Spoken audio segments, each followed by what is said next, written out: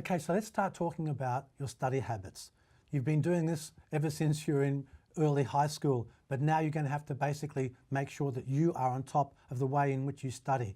Where you study best, how you study, where you study is really an important thing to do. It's a 12-week semester, as we've mentioned before, and it really starts from day one. The deadlines that you're going to be getting from really week one are going to be crucial. And one of the most important things that you now need to do is have a diary, have something that's very, very clear and close to you, that you understand what the requirements are as the semester goes through.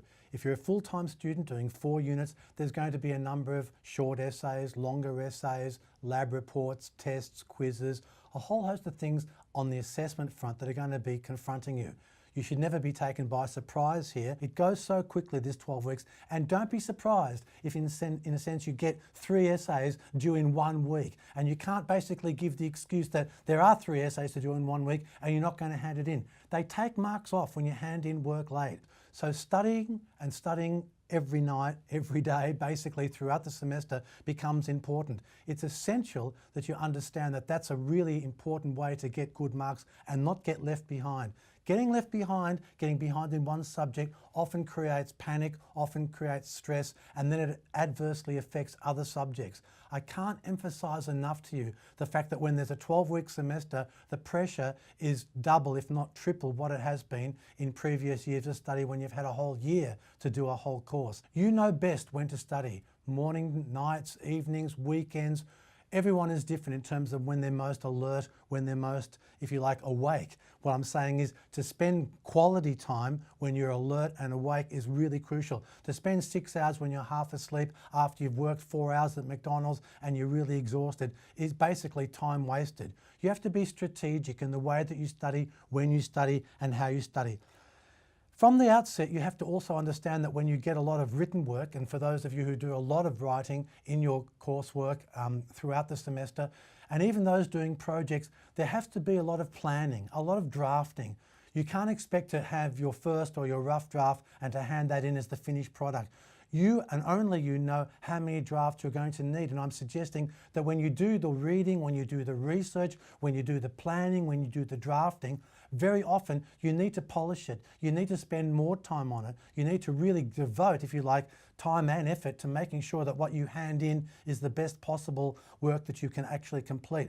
Now that requires a strategic use of your time, and also your study habits have to basically allow that this is going to occur. So good quality time, good quality study, basically being able to do drafts, second drafts, improve always on the work before you finally hand it in. That to hand something in rushed, last minute, doing it the night before, you might have been able to get away with it earlier, but you're not going to be able to get away with it as often now, and you're certainly not going to get marks. It's going to look rushed and look untidy. Now, having said that, what I'm going to now suggest is that there's going to be times when you are going to basically be behind. Let's be realistic. The way students study very often means that there's going to be a hiccup along the way. You can basically ask for extensions on this level. For an essay, for a short sort of piece, a presentation, a lab report, something that it happens during the semester, you can go directly to your tutor. Your tutor basically does the marking for that unit. She will be doing the assessment for you in this unit.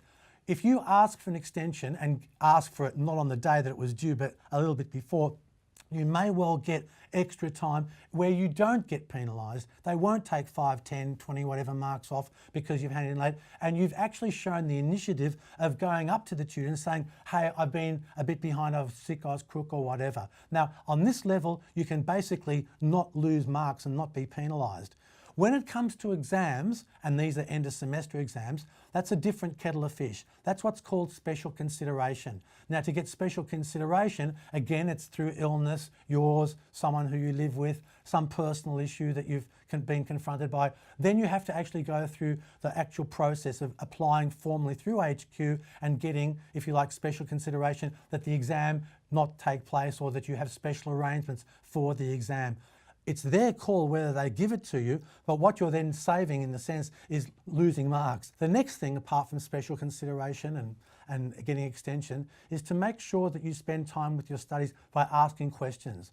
I'm asking that here what we need to think about is the idea of study groups, to ask other students in your tutorial to join with you in some time that you have that's free, to talk about the lectures, to talk about the tutes, to talk about the reading, to talk about the assignment that's coming up next, and to make sure that you don't work as an island, that you don't basically think that it's you versus the world. The way to understand this is that there are other students who are having the same issues, going through the same textbooks, having to do the same assignment. Now, what you need to really do, and no one's going to organise this for you, you have to organise it yourself. Get into the idea of talking to other students, forming study groups, asking for a mentor, basically making certain that you're on top of the material and you're getting as much information as you possibly can. And if you do need an extension or you're applying for special consideration, ask for help. Basically, you can speak to academic advisors such as myself. We're existing in all faculties. So basically, you can get our information, get some advice on this, speak to your tutors, speak to us, and basically we'll go through the process of what it takes to basically get special consideration and, if you like, get extensions for your work.